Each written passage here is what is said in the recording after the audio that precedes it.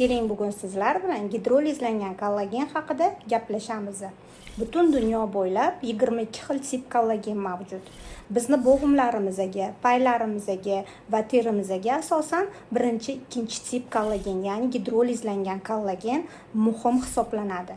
Gidrolizlangan kollagen boshqa kollagenlardan farqli o'laroq, u maxsus peptidlarga bo'lingan bo'lib, bizga kerakli joyga, ya'ni teriga, bo'g'imga, paylar orasiga tezroq yetib boradi va oshqozonimizda oson hazm bo'ladi. Revmart preparatimiz tarkibida aynan gidrolizlangan birinchi va ikkinchi tip kollagenlari mavjud bo'lib, birinchi tip kollagen teri, suyak va boylamlarni qo'llab-quvvatlashda, ikkinchi tip kollagen esa asosan bo'g'im paylari uchun muhim hisoblanadi.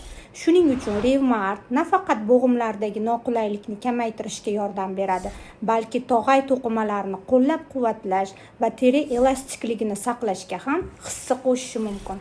Yana shuni eslatib o'tamanki, kollagen qo'shimchalari bo'g'im yoki teri muammolarini davolash uchun emas, balki ularning salomatligini qo'llab-quvvatlash uchun qo'llaniladi.